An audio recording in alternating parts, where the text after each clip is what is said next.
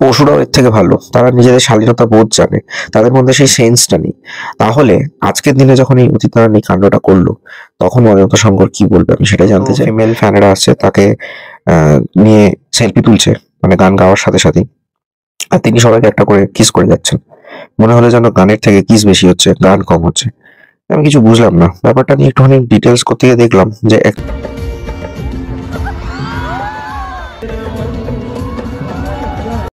ছোট থেকে যারা গান শুনে বড় হয়েছি, হিন্দি গানের কথা বলছি, সেই উদিত নারায়ণকে নিয়ে যেন কন্ট্রোভার্সি লেগেই রয়েছে। মানে রিসেন্টলি একটা ভিডিও সোশ্যাল মিডিয়ায় খুব ভাইরাল হচ্ছে যে একটা কনসার্ট চলাকালীন কোন একজন ফ্যান এসছে, তো তার যে সিকিউরিটি জোনের মধ্যে ঢুকে পড়াতে সিকিউরিটিরা তাকে সরিয়ে দেয়। তখন উদিত নারায়ণ গান গাইতে গাইতে তাকে ডাকে, তো সেই মহিলা ফ্যানটি তাকে দেখে একটা সেলফি তুলতে যায়।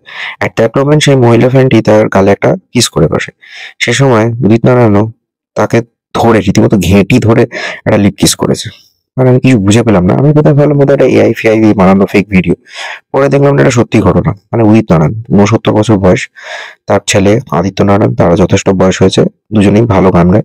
উদিত নারায়ণ 69 বছর বয়সে এখনো লাইভ কনসার্ট করছে, বিভিন্ন রিয়েলিটি শোতে জাজমেন্ট করছে। উদিত নারায়ণ এখনো যথেষ্ট গানের মধ্যে কানেক্টেড রয়েছে, গলা এখনো মেনটেন রেখেছেন। যে উদিত নারায়ণ সেই 90s বা তারও আগের বেহালা নাশা থেকে শুরু করে ভিড় যারা, কিংবা তারপরে বহু গান, ইনফ্যাক্ট এখনো টিপটি বার্সা বানি গানটাতে এখনো তিনি লাইভ কনসার্ট করেন, মঞ্চ মাতান। সেই উদিত নারায়ণ হঠাৎ করে গানটা ওটা কেন করলেন আমি কিছু বুঝলাম না।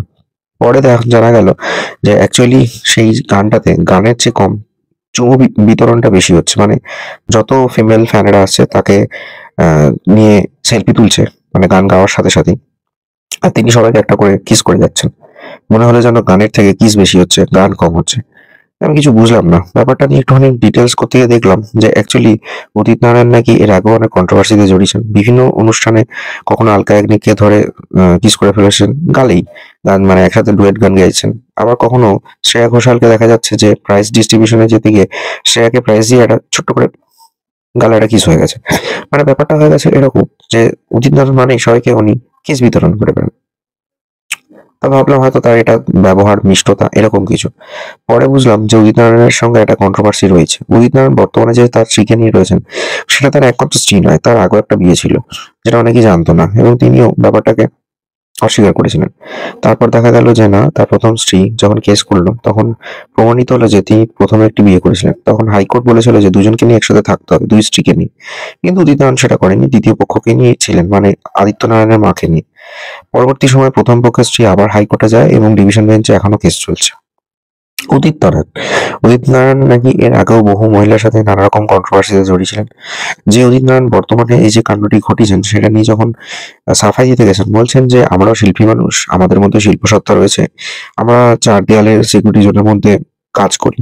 হঠাৎ করে কোনো ফ্যান এসে যদি আমাদেরকে নিয়ে একটা ছবি নিতে চায়, তখন আর সেটাকে বাধা না দিয়ে তিনি ছবিটা দিতে রাজি হন। সেই সময় সেই ফ্যান তাকে গালে একটা কিস করে বসেন, তো আমরাও তো মানুষ, আমরা ব্যাপারটাকে আর কন্ট্রোল করতে না পেরে তাকেও আমি একটা কিস করে বসি। তো এটা এমন কিছু বড় ঘটনা, তো এটাকে নিয়ে এত হইচই করার কিছু হয়নি। মানে ভাবুন, এটা কোনো বড় ঘটনাই না। উনি একজন পাবলিক ফিগার, 69 বছর বয়স, একজন পথিতযশা শিল্পী, এত সুন্দর গলা, তিনি সবাইকে কিস টিস করে বেড়ান, এরও একটা ব্যাপার।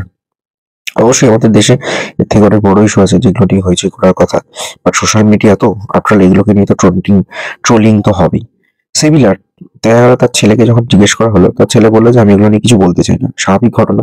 তার বাবা 69 বছর বয়স, লাইভ কনসার্ট চলাকালীন ফ্যানকে ধরে লিপ কিস করে বসেছে, তিনি বা কেন বলতে যাবেন? তিনি তাই এটাকে ইগনোর করেছেন। তাহলে ভাবুন, সোশ্যাল মিডিয়াতে কিছুই আটকানো যায় না। সোশ্যাল মিডিয়াতে আবার এই ধরনের পিএনপিসি, কোথায় কে কোথায় চুমাচাটি করে বেড়াচ্ছে, এগুলো নিয়ে বেশি ট্রোলিং তো হবেই। তো যা বুঝলাম, উদিত নারায়ণকে নিয়ে এই ধরনের কন্ট্রোভার্সি ছিল, আছে, থাকবে। জয় উদিত নারায়ণ। পাবলিক ফিগারটা যদি এরকম কাজ করে বসে, তখন সাধারণ মানুষ করলে দোষ হয়ে যায়। মানে আমি কেন কথাটা বললাম, আমি শুরুটা করছি এইভাবেই।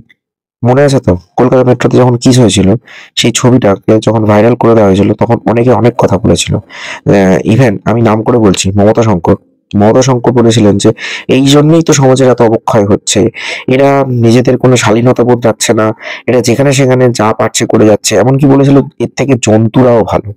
মনে আছে তো সেই কথাটা যখন মমতা শঙ্কর বলেছিল? কারণ এরপরে সবকিছু করার সাহস হয়ে যাবে, স্থান কাল পাত্র বলে কোনো ব্যাপার হবে না। আমরা কি আমরা মানে জন্তুরাও বোধহয় আমাদের থেকে অনেক ভালো। পশুরাও এর থেকে ভালো, তারা নিজেদের শালীনতা বোধ জানে, তাদের মধ্যে সেই সেন্সটা নেই। তাহলে আজকের দিনে যখন এই উদিত নারায়ণ এই কাণ্ডটা করলো, তখন অজন্তা শঙ্কর কি বলবে আমি সেটা জানতে চাই। বা সেই সময় কালীঘাট মেট্রোতে যে কিসিং সিনটা হয়েছিল, সেই সময় যে ভিডিওটা তুলে ভাইরাল করে দেওয়া হয়েছিল, সে সময় বহু মানুষ এটাকে নিয়ে ট্রোল করেছিল, বহু রকম নানা রকম নেগেটিভ কমেন্টসও করেছিল। আজকের দিনে তারা কোথায় গেল? মানে জাস্ট আমি জানতে চাইলাম, আমি এমনি বললাম কথাটা, nothing else. Stay tune on Bong stories. ভিডিওটা কেমন লাগলো অবশ্যই জানাবেন। ভিডিওটা দেখুন, শেয়ার করুন, আপনাদের মতামত জানানো